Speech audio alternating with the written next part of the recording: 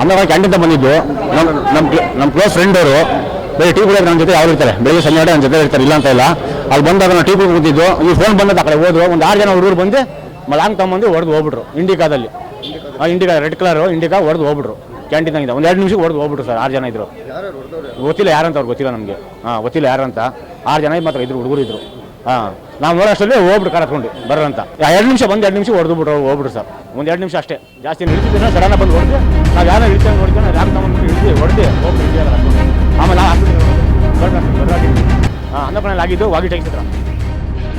ಭದ್ರಾವತಿಯಲ್ಲಿ ಕಾಂಗ್ರೆಸ್ ಕಾರ್ಯಕರ್ತ ಮುದ್ದೆ ಅಲಿಯಾಸ್ ವಿಶ್ವನಾಥ್ ಅವರ ಮೇಲೆ ನಡೆದ ಮಾರಣಾಂತಿಕ ಹಲ್ಲೆ ಪ್ರಕರಣಕ್ಕೆ ಸಂಬಂಧಿಸಿದಂತೆ ಭದ್ರಾವತಿ ಕ್ಷೇತ್ರದ ಶಾಸಕ ಬಿಕೆ ಸಂಗಮೇಶ್ ಅವರ ಪುತ್ರ ಬಸವ ಅವರು ಶಿವಮೊಗ್ಗದ ಮ್ಯಾಕ್ಸ್ ಆಸ್ಪತ್ರೆಯಲ್ಲಿ ಭೇಟಿ ನೀಡಿ ಗಾಯಾಳುವಿನ ಆರೋಗ್ಯ ವಿಚಾರಿಸಿದರು.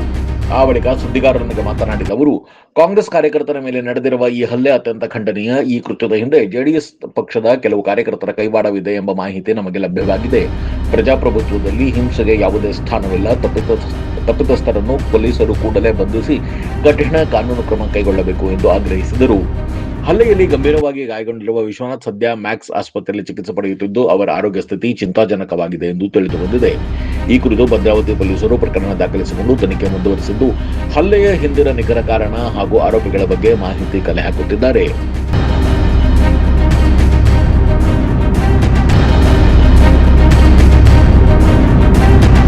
ಘಟನೆ ಬಗ್ಗೆ ಸಂಗಮೇಶ್ ಪುತ್ರ ಬಸವೇಶ್ ಮತ್ತು ಹಲ್ಲೆಗೊಳಗಾದ ವಿಶ್ವನಾಥ್ ಸಂಬಂಧಿಕರು ಮಾತನಾಡಿದ್ದಾರೆ. ಒಂದು ಸಣ್ಣ ಬ್ರೇಕ್ ನಂತರ ಏನ್ ಹೇಳಿದ್ರು ಕೇಳೋಣ ಬನ್ನಿ.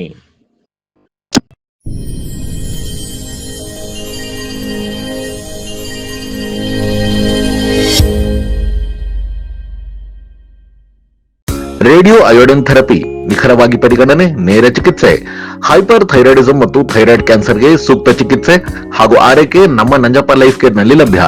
ಸಂಪರ್ಕಿಸಿ ನಂಜಪ್ಪ ಲೈಫ್ ಕೇರ್, ಗಾಡಿಕೊಪ್ಪ, ಸಾಗರ ರಸ್ತೆ, ಶಿವಮೊಗ್ಗ. ಮೊಬೈಲ್ ಸಂಖ್ಯೆ 9686269090.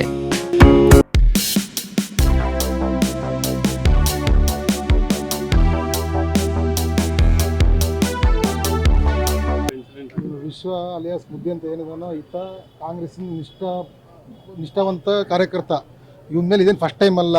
JDS ಗುಂಡಾಗಳು 2ರಿಂದ 3 ಬಾರಿ ಅಟ್ಯಾಕ್ ಮಾಡಿದ್ದಾರೆ. ಅದು ಟಿವಿಲಿ ಕೂಡ ನೋಡಿದ್ದೀರಾ. ಇವತ್ತು ಭಾಳ ವರ್ಷಗಳ ನಂತರ ಮತ್ತೆ ಅವನೊಬ್ಬನೇ ಕೂತಿರೋದನ್ನು ನೋಡಿ ಅಟ್ಯಾಕ್ ಮಾಡಿದ್ದಾರೆ. ಅಟ್ಯಾಕ್ ಮಾಡಿರೋದು ಯಾರು ಅಂತ ಸದ್ಯದಲ್ಲಿ ಮಾಹಿತಿ ಬರುತ್ತೆ, ಅದನ್ನ FIR ಆಗುತ್ತೆ. ಒಟ್ಟು ಇದು ಸಂಪೂರ್ಣವಾಗಿ JDS ಗುಂಡಾಗಳು. ಇದೇನು ಮೊದಲಿಗೆ ಫಸ್ಟ್ ಟೈಮ್ ಅಲ್ಲ. ಟಿವಿಲಿ ಆಲ್ರೆಡಿ ನೀವು 1 ವರ್ಷ ಮುಂಚೆನೇ ತೋರಿಸಿದ್ರಿ. ಇದೇನು ಮೊದಲೇದಲ್ಲ, ಇದು JDS ಗುಂಡಾಗಳೇ ಮಾಡಿರೋದು. ಯಾರ್ಯಾರು ಅದ್ರ ಹಿಂದೆ ಯಾರ್ಯಾರಿದ್ದಾರೆ ಅನ್ನೋದು ಮಾಹಿತಿ ಸ್ವಲ್ಪ ಹೊತ್ತಲ್ಲಿ ಬರುತ್ತೆ. ಅದನ್ನ ನಿಮ್ಮ ಎಲ್ಲರಿಗೂ ಮಾಹಿತಿ ನೀಡ್ತೀನಿ ಸರ್. ವೈಯಕ್ತಿಕ ದೇಶ ಅಲ್ಲ ಸರ್, ಇನ್ನು ಸ್ವಲ್ಪ ಕಾಂಗ್ರೆಸ್ ಪಕ್ಷದಲ್ಲಿ ಜಾಸ್ತಿ ಆ್ಯಕ್ಟಿವ್ ಇದ್ದ. ಅದು ಅಲ್ಲಿಂದ JDS ಪಕ್ಷದವರೆಗೂ ಸ್ವಲ್ಪ ಶುರುವಾಗಿತ್ತು. ಅದು ಶುರು ಆದಮೇಲೆ ಹಿಂದೆ ಹಚ್ಕೊಡೋರು ಭಾಳ ಜನ ಭೂಪತಿಗಳಿದ್ದರು. ಅದು ಈಗೆಲ್ಲ ಬರುತ್ತೆ. ಇದನ್ನ CID ಎನ್ಕ್ವೈರಿ ಕೂಡ ಹಾಕ್ಸೋಕ್ಕೆ ನಾವು ಹೋಮ್ ಮಿನಿಸ್ಟರ್ ಹತ್ರ ಮಾತಾಡಿ, ಇದು ಎನ್ಕ್ವೈರಿ CID ತನಿಖೆ ಕೂಡ ಹಾಕ್ಸೋಕ್ಕೆ ನಾವು ಮಾತಾಡಿ ಕ್ರಮ ಕೈಗೊಳ್ತೀವಿ ಸರ್. ಹಿಂದೆ ಅಟೆಂಪ್ಟ್ ಆಗಿತ್ತು, ನಿಮ್ಮ ಟಿವಿಗಳಲ್ಲೇ ಬಂದಿತ್ತಲ್ಲ ಸರ್. ಥ್ರೆಟ್ ಇತ್ತು. ಒಂದು ವರ್ಷ 2 ತಿಂಗಳು ಮುಂಚೆ ಅವನಿಗೆ ಅಟ್ಯಾಕ್ ಆಗಿತ್ತು ನ್ಯೂ ಬ್ರಿಡ್ಜ್ ರೋಡಲ್ಲಿ. ಇದು ಆಫ್ಟರ್ 1 ವರ್ಷ 2 ತಿಂಗಳು ಬಿಟ್ಟು ಮತ್ತೆ ಅಟ್ಯಾಕ್ ಆಗಿದೆ. ಇದು ಯಾರು ಏನು ಅನ್ನೋದು CID ತನಿಖೆ ಆದರೆ ಹೊರಗಡೆ ಬರುತ್ತೆ. ಅದನ್ನ ಹಾಕ್ಸೋಕ್ಕೆ ನಾವು ಸಂಪೂರ್ಣ ಪ್ರಯತ್ನ ಮಾಡ್ತೀವಿ, ಹಾಕ್ಸ್ತೀವಿ.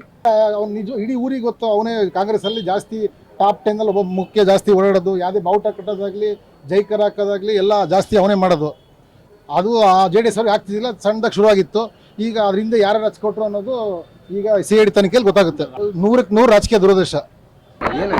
ಆಮೇಲೆ ಕ್ಯಾಂಟೀನ್ ಬಂದಿದ್ದು ನಮ್ಮ ಕ್ಲೋಸ್ ಫ್ರೆಂಡ್ ಅವರು ಬೇರೆ ಟೀ ಕುಡಿಯೋಕೆ ನನ್ನ ಜೊತೆ ಯಾರು ಇರ್ತಾರೆ, ಬೆಳಿಗ್ಗೆ ಸಂಜೆ ನನ್ನ ಜೊತೆ ಇರ್ತಾರೆ, ಇಲ್ಲ ಅಂತ ಇಲ್ಲ. ಅಲ್ಲಿ ಬಂದಾಗ ನಾವು ಟೀ ಕುಡಿ ಕೂತಿದ್ದು, ಇವ್ರು ಫೋನ್ ಬಂದ ಆ ಕಡೆ ಹೋದ್ರು. ಒಂದು 6 ಜನ ಹುಡುಗರು ಬಂದು ಲಾಂಗ್ ತಗೊಂಬಂದು ಹೊಡೆದು ಹೋಗ್ಬಿಟ್ರು. ಇಂಡಿಕಾದಲ್ಲಿ ಇಂಡಿಕಾ ರೆಡ್ ಕಲರ್ ಇಂಡಿಕಾ ಹೊಡೆದು ಹೋಗ್ಬಿಟ್ರು. ಕ್ಯಾಂಟೀನಾಗಿದೆ ಒಂದು 2 ನಿಮಿಷಕ್ಕೆ ಹೊಡೆದು ಹೋಗ್ಬಿಟ್ರು ಸರ್. 6 ಜನ ಇದ್ರು, ಗೊತ್ತಿಲ್ಲ ಯಾರಂತ ಅವ್ರು, ಗೊತ್ತಿಲ್ಲ ನಮಗೆ. ಗೊತ್ತಿಲ್ಲ ಯಾರಂತ. 6 ಜನ ಮಾತ್ರ ಇದ್ರು, ಹುಡುಗರು ಇದ್ರು.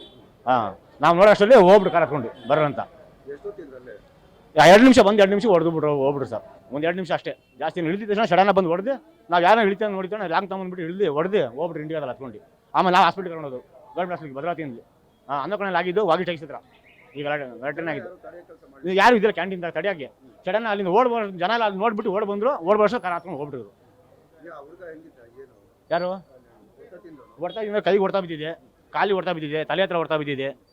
ತಲೆ ಹತ್ರ 3 ಜಾಗ ಹೊಡ್ತಾ ಬಿದ್ದಿದೆ. ಇಲ್ಲಿ ಬೆಳ್ಳು ಮೂಳೆ ಕಟ್ಟಾಗಿದೆ ಸ್ವಲ್ಪ. ವಿಶ್ವ ಅಂತ ಅವ್ರು ವ್ಯಾಪಾರ ದನ ಸಾಕೊಂಡಿದ್ದಾರೆ. ದನ ಸಾಕೊಂಡಿದ್ದಾರೆ. ಏನಿಲ್ಲ ಆ ಥರ ಏನಿಲ್ಲ ಪಾಪ ನಮ್ಮ ಜೊತೆ ಇರ್ತಾನೆ. ನಾವು ಹಸಿನ ವ್ಯಾಪಾರ ಅವು ಇವು ಮಾಡ್ತೀವಿ, ದನ ಏನ ಕೊಡ್ಸಂಗಿರೋ ಬರ್ತೀವಿ, ಮಾತಾಡ್ತೀವಿ. ಆ ಇದರಿಂದ ನಾವು ಇದು ಯಾವುದೋ ಒಂದು ವ್ಯಾಪಾರ ಮಾಡಿಸ್ಬೋಯ್ತು, ಒಂದು ಹೊಸ ಕೊಡಿಸ್ಬೋಯ್ತು, ಅದಕ್ಕೋಸ್ಕರ ಬಂದಿದ್ದ ಅಲ್ಲಿ ಕ್ಯಾಂಟೀನ್ ಹತ್ರ. ಹಾಂ ಇಲ್ಲ ಮಕ್ಕಳೇನಿಲ್ಲ ಸರ್, ಮಕ್ಕಳೇನಿಲ್ಲ, ಮದುವೆ ಇಲ್ಲ, ಏನಾಗಿಲ್ಲ, ಮಕ್ಕಳೇನಿಲ್ಲ. ಹಾಂ ಶಿವಮೊಗ್ಗ ಕರ್ತಿದ್ವಿ, ಮ್ಯಾಕ್ಸಿ ಕರ್ಕೊಂಡು ಗೊತ್ತಾಗಿಲ್ಲ ಹೊಡೆದವ್ರು ಯಾರು. ಬೆಳಿಗ್ಗೆ ಅವ್ರು ಹೋಗಿದ್ದು 10:10ವರೆಗೆ ಹೋಗಿದ್ದಾರೆ. ಅವರು 10ವರೆಗೆ ಹೋಗಿ ದೇವಸ್ಥಾನದಿಂದ ವಾಪಸ್ ಬಂದಿದ್ದ 10:30 11 ಗಂಟೆಗೆ ಇಲ್ಲಿ ಹಳದಮ್ಮನ ದೇವಸ್ಥಾನ ಹತ್ರ ಇದ್ದಾರೆ. ಅಲ್ಲಿಂದ ಬಂದರು ಅವರು ಅನ್ವರ್ ಕಾಲೋನಿಗೆ ಹೋಗಿದ್ದಾರೆ. ಅಷ್ಟು ಬಿಟ್ಟರೆ ನನಗೆ ಬಾಕಿದ್ದು ಏನು ಅನ್ನೋದು ಅದ್ರ ಬಗ್ಗೆ ಗೊತ್ತಿಲ್ಲ. ಅವ್ರಿಗೆ ಯಾರು ಈಗ ಹಿಂದ್ಗಡೆಯಿಂದ ಕಾರ್ನೇ ಬಂದು ಮಚ್ಚಿನಲ್ಲೇ ಯಾರು ಹೊಡೆದಿರ ಅಂತ ಹೇಳಿದ್ರು. ನಾನು ಇನ್ನೂ ಮನೆಯಿಂದ ಈಗ ಬರ್ತಾ ಇದ್ದೀನಿ. ಏನೋ ಅದು ಡೀಟೇಲ್ ನನಗೆ ಏನು ಅನ್ನೋದು ಅದು ಗೊತ್ತಿಲ್ಲ ಸರ್. ಮಗ ಇಲ್ಲಿ ಬಣೇರಳೆಗೆ ಸುಮಾರು 25 ಎಮ್ಮೆ ಕಟ್ಕೊಂಡಿದ್ದಾರೆ. ನಾವು 50 ವರ್ಷದಿಂದ ನಾನು ಎಮ್ಮೆ ಕಟ್ಟಿದ್ದೆ, ಒಂದು 25-30. ಇದು ಒಂದು ಸ್ವಲ್ಪ ದಿವಸ ಮಧ್ಯದಲ್ಲಿ ಬಿಟ್ಟೆ, ಅಕ್ಕಪಕ್ಕದಲ್ಲಿ ಸ್ವಲ್ಪ ತೊಂದರೆ ಇತ್ತು. ಧರ್ಮಪ್ಪ ಇರಬೇಕಾದ್ರೆ ನನಗೆ ಆಲ್ಟ್ ಪ್ರಾಬ್ಲಮ್ ಆಗುತ್ತೆ, ಆಲ್ಟ್ ಇದಾಗುತ್ತೆ ಅಂತ ಹಿಂದೆ ಹುಲ್ಲಿನ ಬೆಂಕಿ ಹಾಕಿದ್ರು. ಬೆಂಕಿ ಹಾಕಿದ ಮೇಲೆ ಅವರು ಕೇಸ್ ನಡೀತು ಎಲ್ಲಿ ತಹಸೀಲ್ದಾರ್ ಕೋರ್ಟ್ನಲ್ಲಿ. ಅವಾಗ ಅಪ್ಪಾಜಿ ಗೌಡರು ಒಂದು ಗಾಡಿ ಹುಲ್ ಕೊಟ್ಟಿದ್ರು. ಅಲ್ಲಿ ಮತ್ತು ನಮ್ಮ ತಂದೆ ಹುಷಾರಿಲ್ಲ ಅಂತೇಳಿ ಮಧ್ಯದಲ್ಲಿ ತೆಗೆದ್ರು. ನಾನು ಒಂದು 30 ಎಮ್ಮೆ ಕಟ್ಟಿದ್ದೀನಿ, ಅಣ್ಣ ತಮ್ಮ ಸೇರಿ. ಮತ್ತೀಗ ಒಂದು 10-12 ವರ್ಷದಿಂದ ಮತ್ತೆ ನಮ್ಮ ಹುಡುಗ ಕಟ್ತಾರೆ. ಅವು ಕಾಸ್ಟ್ಲಿ ರೇಟಿನವು, ಗುಜರಾತು ಹರಿಯಾಣದಿಂದ ತಗೊಂಡು ಕಟ್ಟಿದ್ವಿ. ಈಗ ಅದು ಫಾರ್ಮಲ್ಲಿ ಒಂದು 30 ಎಮ್ಮೆ ಇದ್ದಾವೆ. ಈ ಮನೆಯಲ್ಲಿ ಒಂದು 10 ಎಮ್ಮೆ ಕಟ್ಟಿದ್ವಿ. ಹಾಲಿನ ವ್ಯಾಪಾರ ಮಾಡ್ತೀವಿ ಡೈಲಿ.